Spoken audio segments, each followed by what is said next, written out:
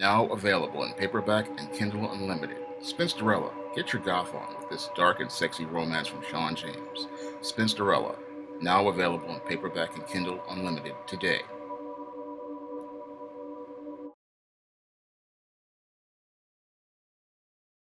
When I was doing the pre-promotion for the novel Spinsterella, I got a comment from a viewer saying that they never knew that African American goths existed. Well, African American goths do exist, and there are a lot of brothers and sisters participating in the subculture and living on the dark side of life.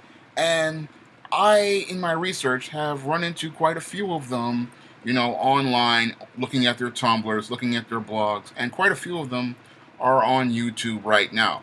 The African American side of the goth subculture is something that is not usually talked about in media, and it should be talked about more in media because there are, again, brothers and sisters living on the dark side of the black community and living on the dark side, of life and seeing things from that dark perspective. And one of the reasons why I did a book about your Afro American goths was to show people that that there's more than one lifestyle and more than one experience in the African American community. When it comes down to images of black people in media, we often see everything usually from one narrative and one view.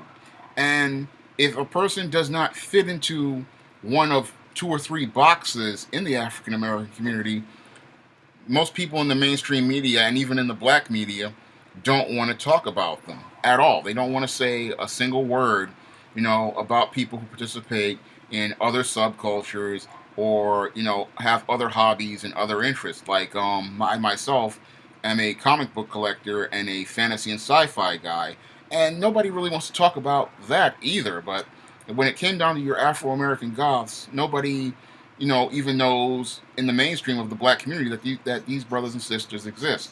And I knew that they existed, for many years, and that's one of the reasons why I wanted to write about them, because I wanted more African Americans to know about the people who participate in the goth subculture, and I wanted to put a human face on them and tell a story about them. Now, I'm as a comic collector and a fantasy guy, I'm well aware of a lot of the stuff that a lot of people in the goth subculture enjoy. A lot of the stuff like Tim Burton movies, quite a bit of the music, and quite a few of the bands and stuff. And I mean, this was just from growing up, in the 1980s. But as I was doing research for the novel, I continued, got reacquainted with a lot of this stuff, and I, started to reconnect with it, personally. Now, I have been a fan of the goth subculture for many years.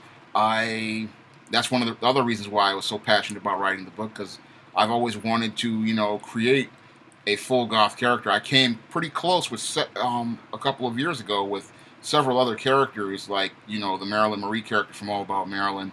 In her character transformation, I had originally planned for her to become a goth character. The Colleen character from the Thetas, she was supposed to be a goth character, but I wound up, I couldn't use her in the Temptation of John Haynes, and when I was using her in the Thetas, I didn't go into, how she was supposed to become that type of character. But I had planned on writing a goth character for many years, and I was, pretty aware of the subculture and back in the 1980s, and I wanted to in the 90s, and I wanted to, write that character. But again, I wasn't really ready to do it. I knew nuances and things of it.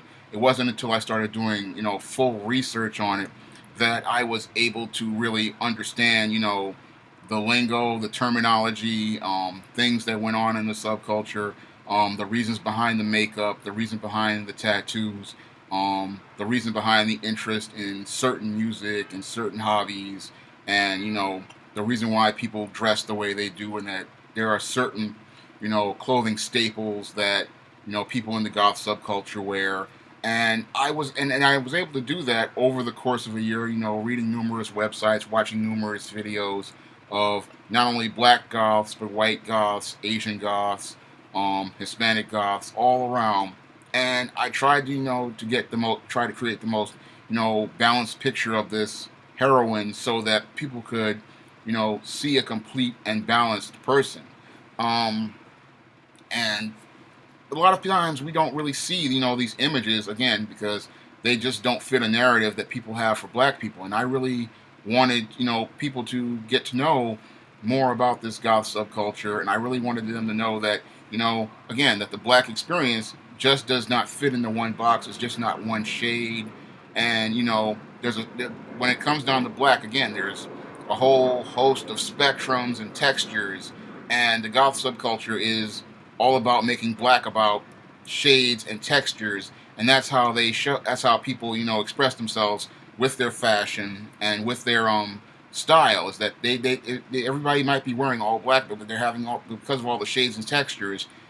People stand out, and that's one of the ways that they stand out, and that's something I again wanted to show with this book, Spinsterella. I wanted it, to show people again that there are African Americans in this subculture, and that it's not a bad subculture. There is no devil worshipping or anything like that. That goth has nothing to do with religion at whatsoever. There is no Satanism. There is none of that. There is no stuff like that. There is no sexual deviancy or anything like that. Most goths, for the most part, even though they dress in a unique way, they're very conservative socially. And many, many are just, pretty nice people, pretty friendly people, and that's something that people don't really, take a look at, because people, they judge by appearance. They don't judge by the content of people's character, and that was something else I wanted to, make a point on, with the book. And I really, again, wanted to, show that, again, that there is much more to your Afro-American culture than what is presented to people in the media. Even in my research, I saw a picture of Rihanna, dressed in a goth fashion, and that was an image that, kind of stayed with me, because when it comes down to all these images that we see of Rihanna, we see this hypersexualized,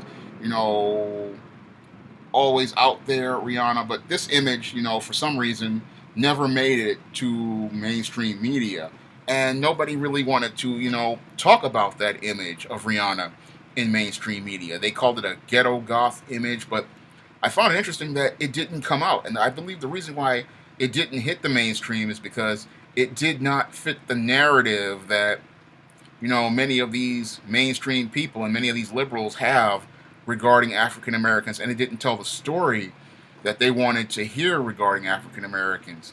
When it comes down to African Americans, nobody wants to believe that there are African American goths again, but they do exist.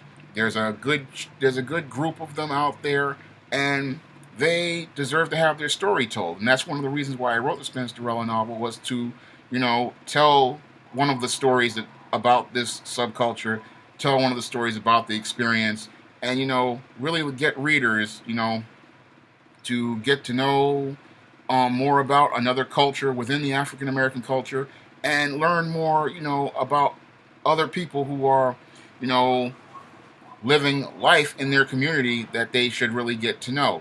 That's all I have to say for this video. You can pick up Spinsterella on Amazon.com in paperback and an ebook. The Spinsterella novel is also on Kindle Unlimited, and if you have Amazon Prime, you can pretty much read it for free. Again, that's all I have to say for this video. You can comment, rate, and subscribe.